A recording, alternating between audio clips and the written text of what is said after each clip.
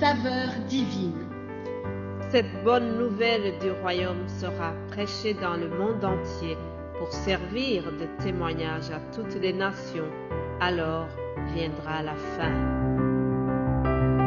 Ce pain céleste vous est présenté par Immaculée Niraneza.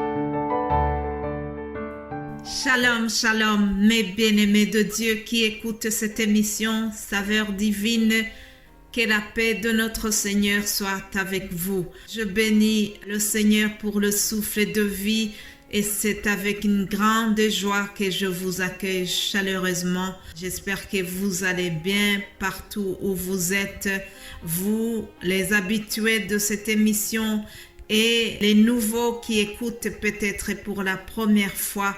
Que Dieu vous bénisse tous ensemble. Alors, je vais rappeler que nous sommes en train de parler de la puissance de Dieu. Nous avons un Dieu qui a libéré son peuple d'une main droite et triomphante. Hier, je vous ai dit que notre Dieu est un libérateur.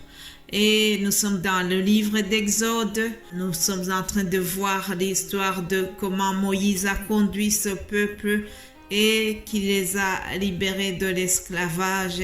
Comment est-ce que Moïse et Aaron ont mené cette noble mission. Nous arrivons à un stade qui est très terrible, on va dire, puisque comme le pharaon s'entêtait, ne voulait pas lâcher ce peuple, Dieu a dû utiliser des moyens très forts. La dernière manière qu'il a utilisée, c'est qu'il a dû frapper les enfants.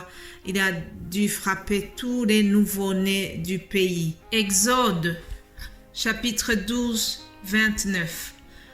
Au milieu de la nuit, l'Éternel frappa tous les premiers-nés dans le pays d'Égypte, depuis le premier-né de Pharaon assis sur son trône jusqu'au premier-né du captif dans sa prison et jusqu'à tous les premiers-nés des animaux. Pharaon se leva de nuit, lui et tous ses serviteurs et tous les Égyptiens, et il eut de grands cris en Égypte, car il n'y avait point de maison où il n'y ait un mort. Vous voyez, Dieu a dû frapper fort.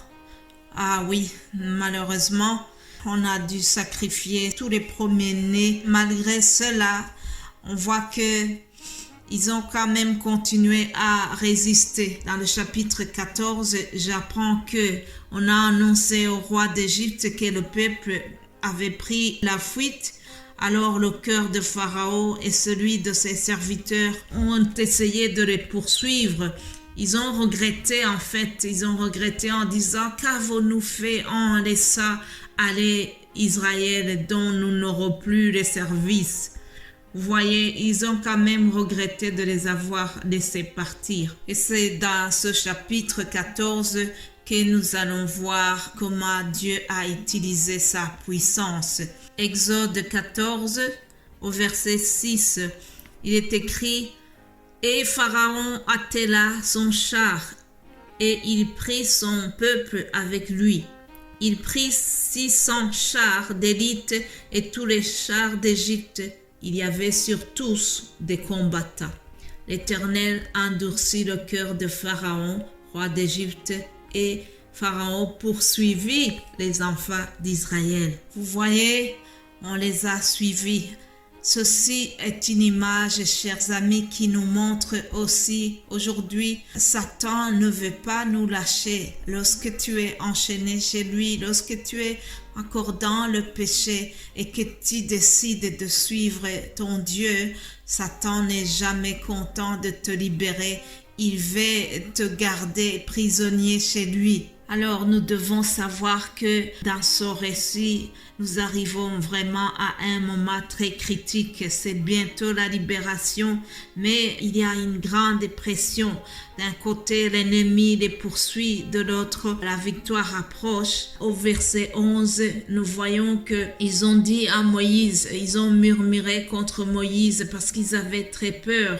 Ils lui ont dit, est-ce qu'il n'y avait pas de sépulcre en Égypte? Autrement dit, c'est comme si il lui disait, voilà, on va bientôt mourir. Il fallait au moins nous laisser là-bas au lieu que nous venions mourir ici dans le désert. Vous voyez, ils ont eu des doutes alors que la main de Dieu était là. Ils avaient déjà expérimenté la puissance de Dieu auparavant, mais ils ont quand même eu des doutes. Moïse a dû toujours les rassurer et au verset 13, il leur dit, ne craignez rien, restez en place et regardez la délivrance que l'Éternel va vous accorder en ce jour. Car les Égyptiens que vous voyez aujourd'hui, vous ne les verrez plus jamais. Alléluia. L'Éternel combattra pour vous et vous garderez le silence.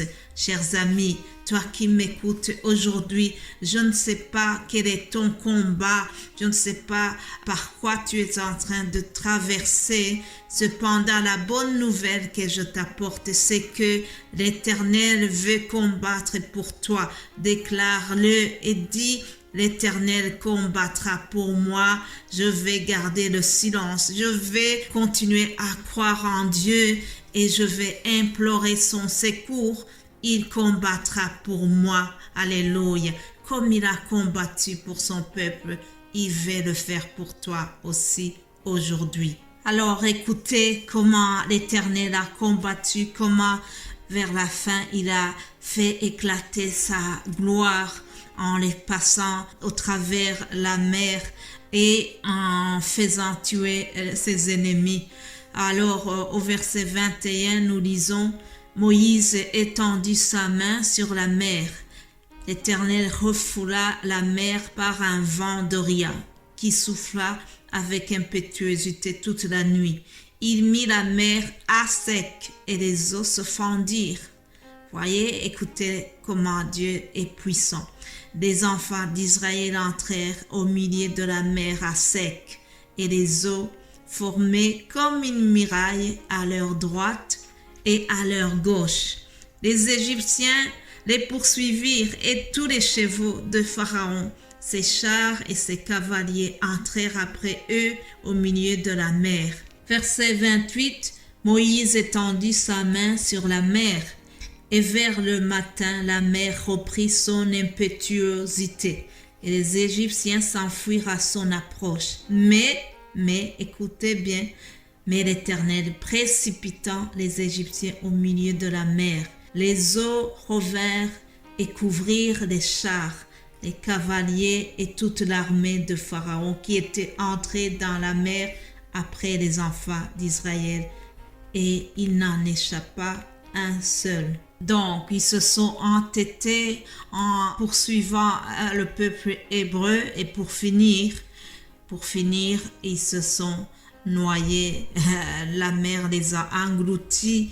Au verset 30, on nous dit, en ce jour, l'Éternel délivra Israël de la main des Égyptiens et Israël vit sur le rivage de la mer les Égyptiens qui étaient morts. Israël vit la main puissante que l'Éternel avait dirigée contre les Égyptiens. Et le peuple craignit l'Éternel et il crie en l'Éternel et en Moïse, son serviteur. Chers amis, ce peuple a vraiment assisté à la grande puissance de Dieu. Et par la suite, ils ont chanté un chant de victoire, un cantique qui se trouve dans le chapitre 15, Exode 15. Je vous dis quelques versets de ce cantique. Ils ont dit, je chanterai à l'Éternel car il a fait éclater sa gloire. Alléluia. Il a précipité dans la mer le cheval et son cavalier. L'Éternel est un vaillant guerrier. Alléluia. Verset 11, il dit, qui est comme toi parmi les dieux, ô Éternel? Qui est comme toi, magnifique en sainteté, digne de louange, opéra des prodiges? Tu as étendu ta droite. Alléluia. Qui est comme toi, magnifique en sainteté, digne de louange? Éternel est digne de louange. Il a combattu pour son peuple. Aujourd'hui, il va combattre pour toi aussi. Sois béni.